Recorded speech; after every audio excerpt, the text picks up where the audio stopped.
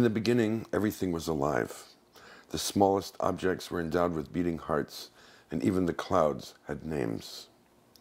Scissors could walk, telephones and teapots were first cousins, eyes and eyeglasses were brothers. The face of the clock was a human face. Each pea in your bowl had a different personality, and the grill on the front of your parents' car was a grinning mouth with many teeth.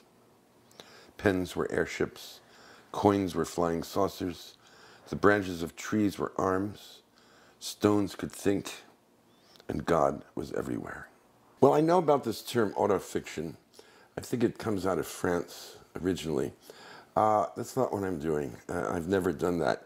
You know, I've written novels, which are novels, and then occasionally over the last 30 years or so, I've written autobiographical works.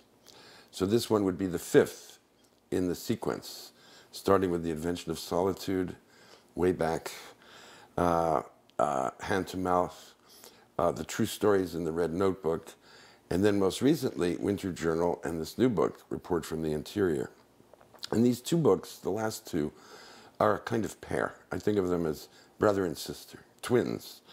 And one, Winter Journal, explores the material world, the physical world, and then this new book is mostly about the interior, about inner life, morality, the dawning of consciousness, intelligence, political awareness. The decision to write in the second person came with Winter Journal. And you see, the point is, I felt that the I, the first person, was too exclusionary. Because I'm really not terribly interested in myself. I'm not so compelled to tell my own story.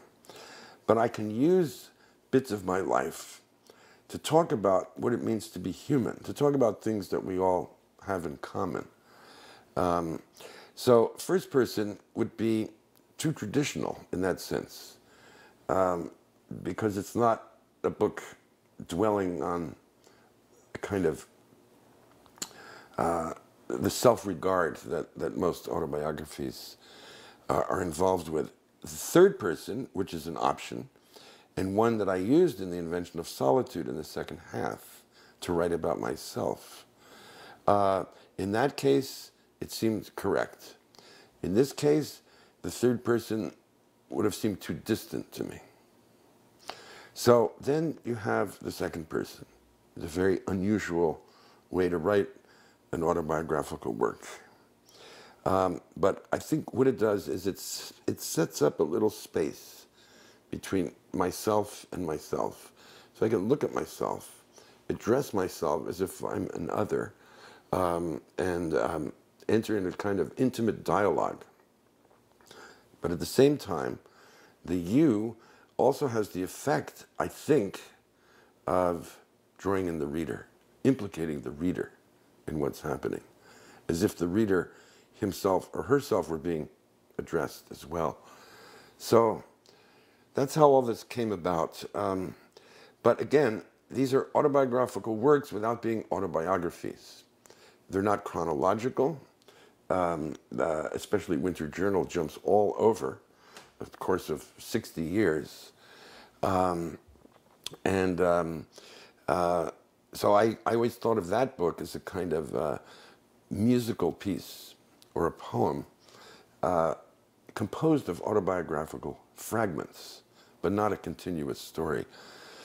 This new book, it's a bit different. It's broken into 4 parts.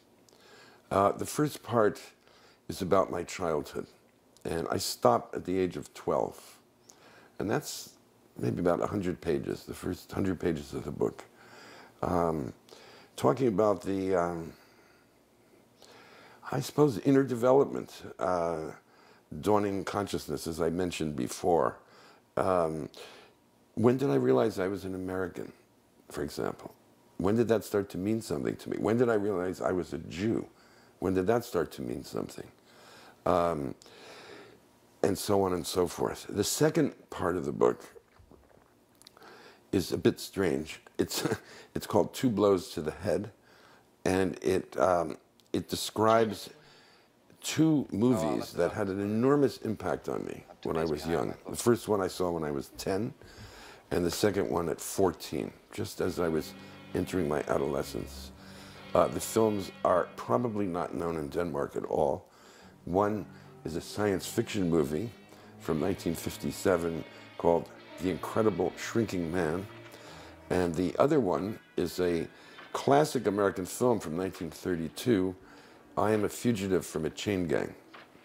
When you watch a film or read a book, the tendency, especially when you're 10 years old, is to identify completely with the protagonist. And so, as I say earlier, it wasn't as if I was just watching this man, Scott Carey. I was Scott Carey. I felt as if it were all happening to me. And when these dreadful things began happening to him, it was absolutely terrifying, because I could anticipate the end, but it didn't seem possible that they would do that. And so there's a moment when his shrinking is arrested by some drug, and he's about 3 feet tall, the size of a midget, and he meets the midget girl, and you think, well, maybe they're going to fall in love. He'll have to leave his wife, of course, but she'll understand, and he'll find some new life among the small people of the world.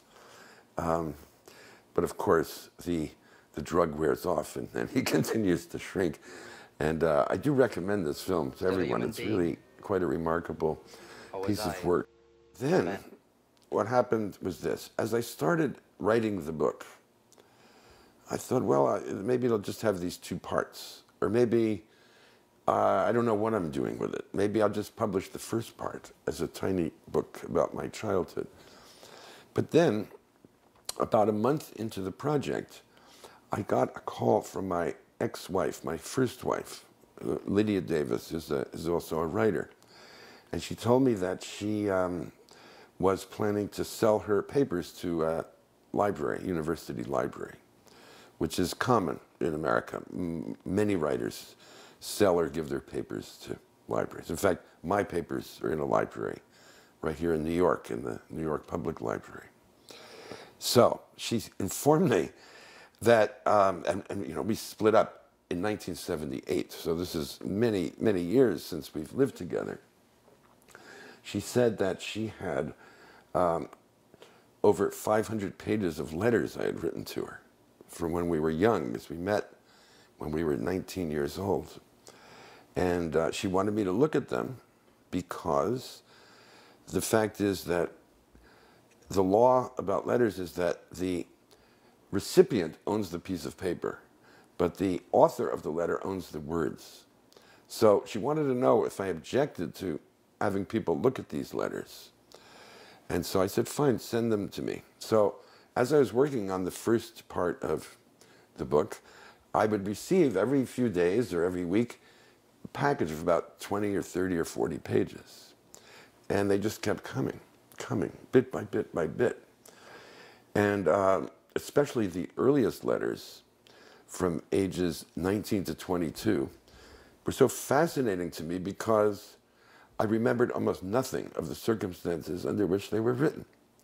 And I was encountering a stranger, a boy that I didn't know anymore and had lost contact with. And even my handwriting was different. And they were scrawled very hastily and almost in a kind of telegraphic style. And I thought, this somehow seems to fit into the project that I'm doing. Finding myself at a somewhat later stage in late adolescence, early adulthood, and maybe I can use pieces of these letters to form another part. And that's what I did. And that part is called Time Capsule. And then, throughout the entire composition of the book, I kept craving images, particularly with the films that I was writing about, but also other things from the first and third parts. So then I decided to have a final fourth section, which just included photographs called Album. Now, these are not photographs of me. These are photographs of all the things I've been talking about in the first three parts. So it kind of recapitulates the book in pictures, with little captions that are excerpts from the earlier parts of the book. So it seemed to give it a certain kind of balance, because parts 1 and 3 are words, and parts 2 and 4 are about images, film, photography. So this is the book. It is a crazy book. I don't know how to describe it other than just to give you those details. But I hope it coheres. I hope it makes some kind of emotional, intellectual sense for the reader. He spoke of order, precision, limited tasks, I of chaos, life, and imperfection. Unable to agree with him about the imminent annihilation of the individual. For me, the problem of the world is first of all a problem of the self, and the solution can be accomplished only by beginning within and then moving without. Expression, not mastery, is the key. S, I believe, is still too much of a critic, too absorbed in abstractions that are not counterbalanced by the brute force of gastral pains. Stick to life, I say. I will make that my motto. Do you agree?